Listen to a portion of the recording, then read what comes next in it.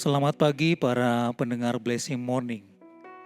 Menyenangkan sekali hari ini kita masih diberikan kesempatan oleh Bapa Surgawi untuk menjalani hari ini. Tentu hal ini patut kita syukuri mengingat nafas hidup adalah sebuah anugerah yang tiada terhingga. Apalagi Tuhan Yesus sudah menganugerahkan keselamatan kepada kita. Bapak Ibu pendengar Blessing Morning, sebelum kita memulai seluruh aktivitas kita di hari ini, maka marilah kita mendengarkan uraian firman Tuhan di pagi ini yang saya ambil dari Matius pasal 5 ayat yang ke-6. Demikianlah firman Tuhan.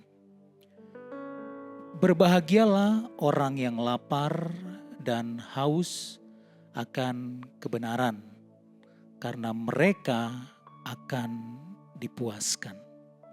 Marilah kita bersatu di dalam doa. Bapa Surgawi, kami sangat berterima kasih.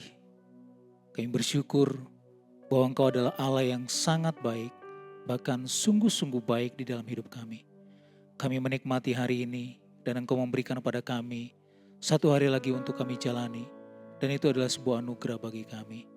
Dan di hari ini kami sangat membutuhkan Engkau supaya kami bisa berjalan di dalam kebenaran-Mu, di dalam pengenalan kepada Kristus, sehingga kami sungguh-sungguh mengenal Allah dengan benar.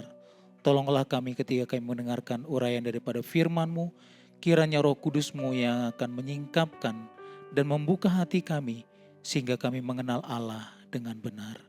Terpujilah nama-Mu Bapa, di dalam nama Tuhan Yesus Kristus Allah kami yang hidup. Amin. Saudara yang terkasih, tema kita di pagi hari ini saya berikan satu tema, berbahagialah orang yang lapar dan haus. Bapak Ibu Saudara pendengar Blessing Morning, saya masih ingin melanjutkan bagian dari pengajaran Tuhan Yesus yang beberapa waktu lalu saya sampaikan, di mana pengajaran Tuhan Yesus itu membuat masyarakat Yahudi kagum pada waktu itu.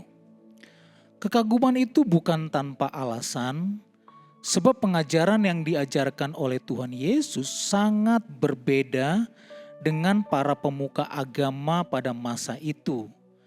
Bahkan pengajaran Tuhan Yesus seperti oase di padang gurun, yaitu air yang menyegarkan bagi jiwa yang mengharapkan sebuah kesegaran. Nah, pernahkah Bapak Ibu pendengar Blessing Morning merasakan lapar dan haus? Saya yakin pernah. Begitu juga dengan saya. Kalau kita lapar, maka kita masih bisa menahannya. Tetapi jika kita haus, maka kita sangat membutuhkan air dengan segera untuk menghilangkan rasa dahaga. Maka air itu menjadi sebuah kebutuhan yang sangat mendesak. Baru-baru ini saya mengikuti satu trekking di Bogor bersama dengan tim. Saya membawa tumbler untuk mengikuti itu karena memang diminta untuk menyediakan tumbler sendiri.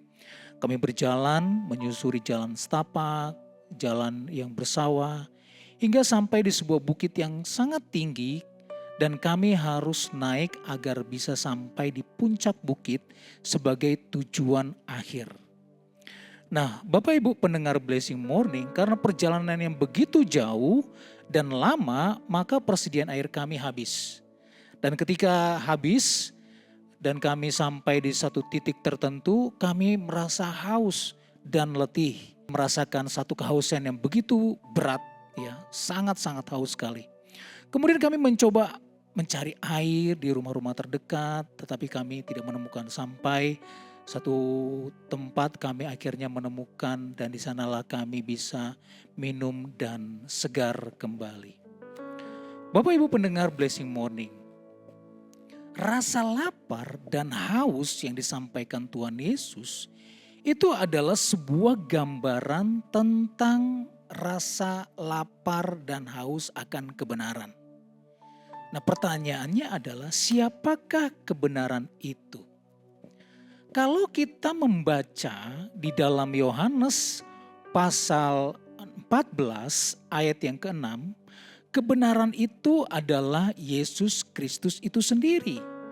Tuhan Yesus berkata, "Akulah jalan dan kebenaran dan hidup. Tidak ada seorang pun yang datang kepada Bapa kalau tidak melalui Aku." Nah saudara, tidak ada kebenaran selain kebenaran di dalam Yesus Kristus. Karena Yesus Kristus itu adalah satu-satunya kebenaran. Itu sebabnya Tuhan Yesus berkata, "Berbahagialah orang yang lapar dan haus akan kebenaran, karena mereka akan dipuaskan." Ini artinya bahwa seseorang hidup bukan saja dari hal-hal yang bersifat jasmani, tetapi juga dari yang bersifat rohani. Kalau kita mengingat di dalam Matius pasal 4, ya, Tuhan Yesus pernah dicobai dan kemudian bahwa Tuhan Yesus mengatakan bahwa manusia hidup bukan dari roti saja.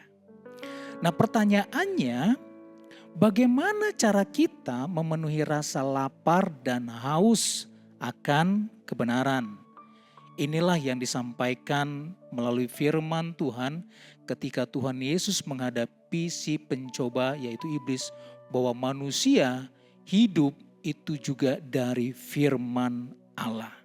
Jadi dengan kata lain, bahwa kita hidup itu memenuhi rasa lapar dan haus kita melalui firman Tuhan.